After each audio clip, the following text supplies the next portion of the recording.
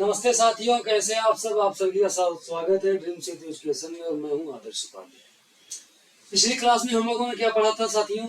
हम लोगों ने पिछली क्लास में पढ़ा था वर्ण विचार, स्वर व्यंजन, स्वर के कितने भेद हैं, व्यंजन के कितने भेद हैं, ये सब हमने पिछली क्लास में अच्छे से पढ़ा था। और इस क्लास में हम लोग पढ़ेंगे शब्द विचार, शब्द भेद क्या क्या है, कैसे हैं, उसको हम लोग देखते हैं। ठीक है, चलिए ना। शब्द, वर्णों के सार्थक मेल को शब्द कहा जाता है। वर्णों के सार्थक मेल को क्या कहा जाता है? शब्द कहा जाता है। अब यह बात आती है या ये क्वेश्चन उठता है यहाँ पर कि सार्थक मेल क्या होता है? सार्थक मेल क्या होता है? सार्थक मेल क्या होता है? मतलब कि जिसका कोई अर्थ निकले, है ना, जिसका कोई अर्थ निकले उसे हम सार्थक कहते हैं। जैसे मान लीजिए हमने लिख दिया बा और आ, बड़, बोल लेते हैं ना, बड़े भाग मानुष तन पावा, बड़ इसका है बड़ा भी हम कह सकते हैं। ठीक, अब इसी को हम उल्टा करके चलिए लिख देते हैं रब, टब नहीं रब। इसका कोई अर्थ निकल रहा है? नहीं निकल रहा है ना। तो ये जो हमारा पहला वाला ये हमारा सार्थक है, सार्थक मेल। कितने वर्ड इसमें मिले हुए हैं? एक बा है, दूसरा अड़ा है, यानी कि दो वर्णों का मेल यहाँ पे हुआ है। ऐसे ही मान लीजिए हमने लिखा कलम, क ल म, ठीक, कलम, कलम मतलब पेन, कलम मतलब क्या हो जाएगा? पेन। और इसी को अगर हमने ये लिख दिया, चलिए लिख देते हैं लकम, लकम, लकम का कोई अर्थ नहीं निकल रहा है। तो वर्णों के सार्थक मेल को ही शब्द कहा जाता है। क्या कहा जाता है? वर्णों के सार्थक मेल को ही शब्द कहा जाता है। ठीक है, वर्णों के सार्थक मेल को ही शब्द कहा जाता है। ठीक, जैसे मन एक शब्द है जिसमें म, आ और ना, ये चार ध्वनियां हैं। इस शब्द के दो अर्थ हुए, चित्त और मात्रक। मात्रक मतलब जैसे गेहूं नापा जाता है, धान नापा जाता है ना। मन, हमको 1 मन गेहूं चाहिए। ठीक है, आप अपने मन की बात बताइए, यानी कि चित्त के अर्थ में, आपके हृदय में जो बात हो हमको बताइए। शब्द अनेकार्थी होते, परंतु जब शब्द वाक्य में प्रयुक्त होते हैं तब वे अर्थवाची बनकर, यानी किसी खास अर्थ की बात कर पद का रूप ग्रहण कर लेते हैं। कहने का मतलब ये है कि शब्द जो, एक शब्द के अनेक अर्थ होते हैं, लेकिन बात यह आती है कि सेंटेंस में वो शब्द किस कॉन्टेक्स्ट में, यानी कि किस संदर्भ में प्रयोग किया जा रहा है।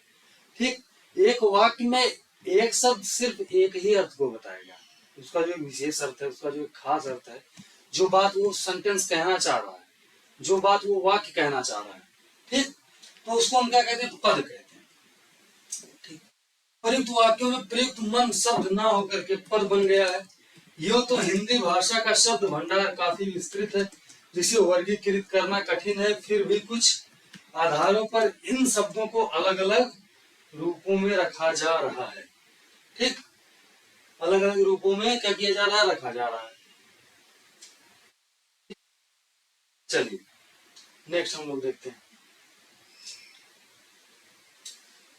अब कितने कौन कौन से तत्सम शब्द को हम देखते हैं। कौन से शब्द को? तत्सम को। तत्सम वैसे शब्द जो संस्कृत और हिंदी दोनों भाषाओं में समान रूप से प्रचलित है। अंतर केवल इतना है कि संस्कृत भाषा में वे अपने विभक्ति चिन्हों या प्रत्ययों से युक्त होते हैं और हिंदी में वे उनसे रहित। जैसे संस्कृत में कर्पूर है ना, हिंदी में कपूर। संस्कृत में फलम, हिंदी में फल। यानी कि तत्सम, तत्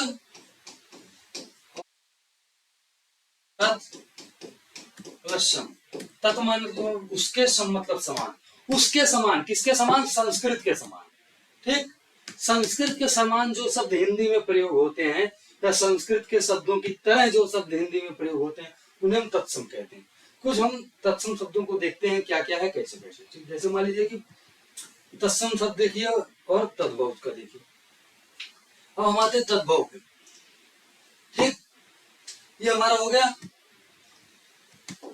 ये देखिए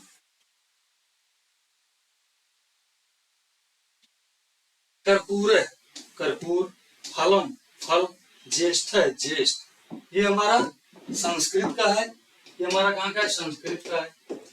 ठीक, दूसरा क्या है, हिंदी का है। समझ में आया। अब हम आते हैं तद्भव पे। अब हम कहाँ पे आते हैं, तद्भव पे, तद्भव पे। अब हम आते हैं तद्भव, तद्भव, तद प्लस भाव, मतलब कि उससे उत्पन्न, उससे निकला हुआ, उससे जन्म लिया हुआ। ठीक है, उससे क्या किया हुआ, उससे जन्म लिया हुआ या उससे उत्पन्न हुआ। जैसे तत्सम, अश्रु को आंसू, टांसू लिखा हुआ है, आंसू। ठीक, इक्षु, ईख, कर्पूर, कपूर, गोधूम, गेहूं, घोटक, घोड़ा, ताम्र लिखा हुआ आम्र, आम्र, आम, उलूक, उल्लू, काष्ठ, काठ, घृणा, घिन, अग्नि, आग, उष्ट, ऊंट, कर्ण, कान आदि। ये हमारे तद्भव हैं। ठीक, अब आते हैं व्युत्पत्ति की दृष्टि से शब्दों के भेद देखते हैं। व्युत्पत्ति की दृष्टि से क्या करते हैं, शब्दों के भेद देखते हैं। रूढ़ शब्द, यौगिक शब्द और योग रूढ़। रूढ़, यौगिक, योग रूढ़।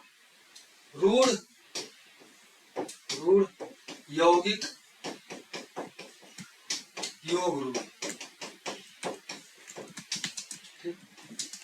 वैसे शब्द जो परंपरा में किसी विशेष अर्थ में प्रयुक्त होते हुए और जिनके खंडित रूप निरर्थक होते हैं, जैसे कमल, धन, पुस्तक, जगत, मत, नीला आदि। यौगिक शब्द को हम देखते हैं, किसी रूढ़ शब्द में उपसर्ग, प्रत्यय या अन्य शब्द जोड़ देने पर बने शब्द यौगिक कहलाते हैं। चूंकि ऐसे शब्द दो रूढ़ों के योग से बने होते हैं, इसलिए इनके खंड सार्थक हुआ करते हैं। जैसे रसोई घर, यौगिक शब्द की बात कर रहे हैं। रसोई घर, रसोई प्लस घर यानी कि रसोई घर। पानी प्लस घाट, पनघट। पाठ प्लस शाला, पाठशाला। बुद्धि प्लस मान, बुद्धिमान। ठीक, रूढ़ शब्द समझ में आ गया। वैसे शब्द जो परंपरा से यानी कि पहले से ही चले आ रहे हैं, जैसे कमल, धन, पुस्तक। अब कौन, किसने बताया, मान लीजिए ये फोन है, ठीक, मान लीजिए ये मोबाइल है, तो किसने बताया इसको फोन कहा जाएगा, किसने बताया इसको मोबाइल कहा जाएगा, तो ये रूढ़ में हमारा है, रूढ़ में आएगा, है ना।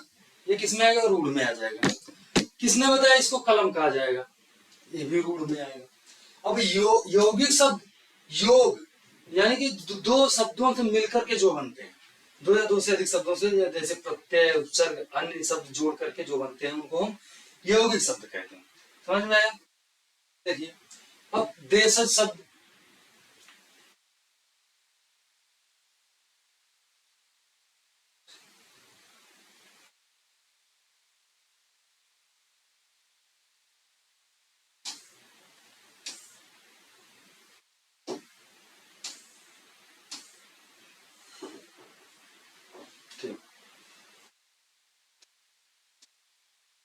वैसे शब्द,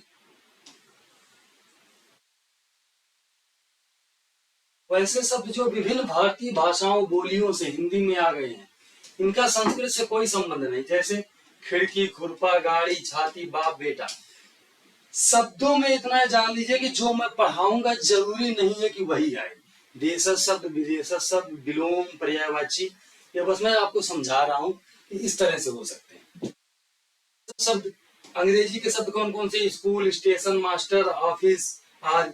फारसी शब्द क्या है, अफसोस, अदा, आराम, आदमी। अरबी शब्द अदना, अजनबी, इनाम, उम्दा, उम्र, एहसान, है ना। तुर्की शब्द काबू, कालीन, कैंची, कुली। यानी कि हम जितने शब्द डेली रूटीन में प्रयोग करते हैं, उसमें बहुत सारे अंग्रेजी के शब्द हैं, बहुत सारे हिंदी के शब्द हैं, लेकिन हमको इस बात का एहसास नहीं होता है, हमको इस बात का पता भी नहीं होता कि हम क्या क्या प्रयोग कर रहे हैं। ठीक है, अब आते हैं हम लोग योग रूढ़ पे। अभी तक हो गया था योग रूढ़। वैसे शब्द जो यौगिक के समान होते हैं, परंतु ये सामान्य अर्थ को छोड़कर विशेष अर्थ को ग्रहण कर लेते। जैसे पंकज, पंकज, पंकज किसके लिए प्रयोग किया जाता है, कमल के लिए, है ना। पंख मतलब कीचड़, जा से जन्म लेने वाला। जैसे हम कहते हैं भूमिज, भूमिज किसको कहा जाता है? तिनके को। भूमिज किसको कहा जाता है? तिनके को। ठीक है। अब आते हैं पर्यायवाची शब्द पे। भाषा में जिन शब्दों का अर्थ समान होता है उन्हें पर्यायवाची शब्द कहा जाता है। ठीक, जिन शब्दों का, जैसे यानी कि एक शब्द के अनेक अर्थ निकले। ठीक, अनेकार्थी शब्द और पर्यायवाची शब्द लगभग सेम है लेकिन एक नहीं है। जैसे इसको हम पर्यायवाची शब्द को थोड़ा, जैसे मान लीजिए जल से तात्पर्य है बिल्कुल स्वच्छ पवित्र नीर, है कि नहीं। पार्वती, पार्वती के पति होने के कारण नाम। भोला, स्वभाव में निश्चल होने के कारण नाम। ठीक, चंद्रशेखर, चोटी पर चंद्रमा धारण करने के नाम। अब कुछ पर्यायवाची शब्द जो नीचे दिए गए, असुर, दैत्य, दानव, धनुष, इंद्रारी, राक्षस, आसर, रात्रिचर। ठीक, आग, पावक, दहन, अनल, ज्वलन, अग्नि, वैश्वानर, वहन, धनंजय। आकाश, नभ, गगन, अंबर, व्योम, आसमान, अनंत, धुलोक, आदि आदि आदि। इसको खुद से आपको तैयार करना पड़ेगा। मैं 100 करा दूंगा, 10 करा दूंगा, जरूरी नहीं उसी में से आए। इसलिए ज्यादा से ज्यादा इसके लिए हमको तैयार करने के लिए हमको शब्दकोश पढ़ना होगा, यानी कि डिक्शनरी, शब्दकोश ज्यादा से ज्यादा। और ये फर्स्ट पेपर है बीपीएससी का, यहां से तो क्वेश्चन आना ही आना है। अब हम लोग आते हैं विलोमार्थी, एक दूसरे के विपरीत यानी विरोधी अर्थ वाले। जैसे हमने कह दिया काला, आपने कहा सफेद, हमने कहा पूर्व, आपने कहा पश्चिम, तो वो विलोम। जैसे अंदरूनी, बाहरी, अगला पिछला, उगना डूबना, उच्च नीच, ऊंचा नीचा, उठना बैठना, उजाला अंधियारा, अकेला साथ, अपना पराया, अमीर गरीब, है ना। ये विलोम शब्द में हमारे आ जाएंगे। ठीक, और आगे आते हैं अनेकार्थी शब्द। मैं बताया अनेकार्थी शब्द पर्यायवाची की ही तरह होते हैं। जैसे अर्क, अर्क का क्या अर्थ होता है? इंद्र, सूर्य, रस, अकबन। अर्क, संख्या, गोद, भाग्य रेखा, अंकुर, कोपल, नोक, सूचन, रोमा, अंजन, काजल, रात, माया, लेप। ठीक, अंत, मरण, अवसान, सीमा। ठीक, आज हमारा हो गया यहाँ तक शब्द जो है, शब्द एंड पद क्लियर हो गया।